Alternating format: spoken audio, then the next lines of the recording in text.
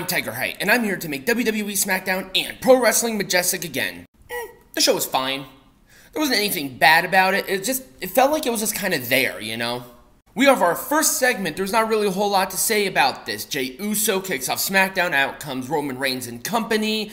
It was a pretty good segment overall, but just a lot of what we've heard before. Not too much to say about it. I still liked it because you can't go wrong with this segment, but you could have watched the same exact segment 4, 5, 6 times. So I'm going to give it an Orange Cassidy thumbs up, and that's being really nice. Up next was an unfortunate situation. Rey Mysterio versus Santos Escobar in the finals of the United States Champion Invitational. And what I'm going to assume here is that Rey Mysterio was going to lose to Santos anyway, but because of a injury or of a whiplash issue, the match had to be stopped prematurely. And unlike Britt Baker and Taya Valkyrie, this was definitely an unfortunate situation. It happens. It's wrestling. It's violent theater, but it's still violent theater. It happens all the time, and it's something that we just can't avoid. If it happens, it happens. Santos won due to ref stoppage, due to the doctor's stoppage, but like I said, I'm going to assume that Santos was going to win anyway, and the match really never got off the ground for the most part. So I'm going to give it an Orange Cassidy thumbs up. And that's being really nice there. I don't know what the injury is. I don't think they made an announcement regarding what it is, but it was definitely something that was unintentional. This was not storyline written. This was definitely IRL. And I hope the injury isn't super bad.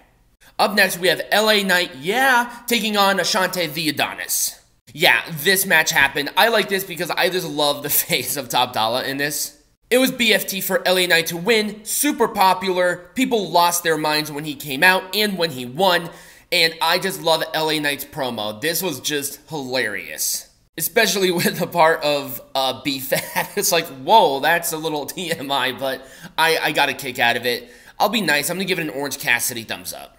Now, I'm not a big fan of this, and I'm going to tell you why. We have brand new tag team champions here with Chelsea Green and Sonya Deville. They were backstage having a moan, but Bianca, Belair, and Charlotte Flair, who were the other side of this tag team, they were just kind of put in this match.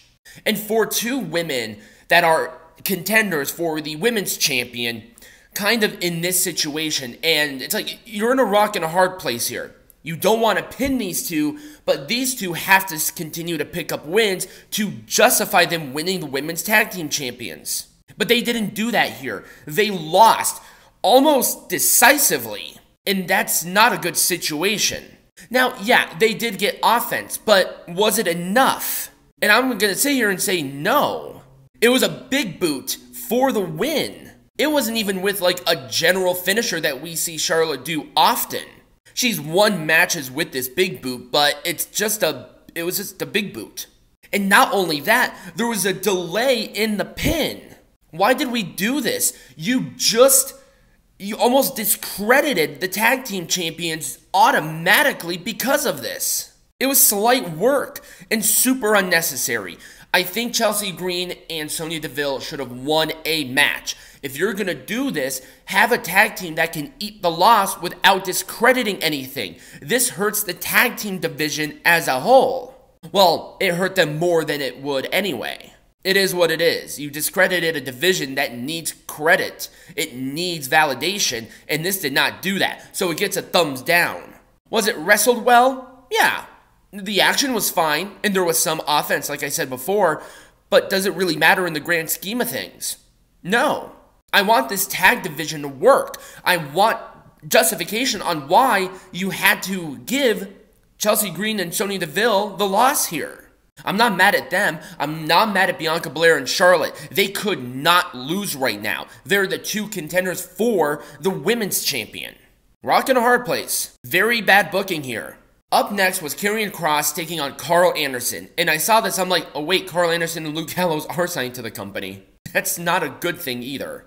Well, no, it's a good thing that they are signed because obviously it's good to feed your fucking family, but it's bad that I'm sitting there saying, wait, they're signed to WWE? God, that's not good. You know what? The match itself was fine.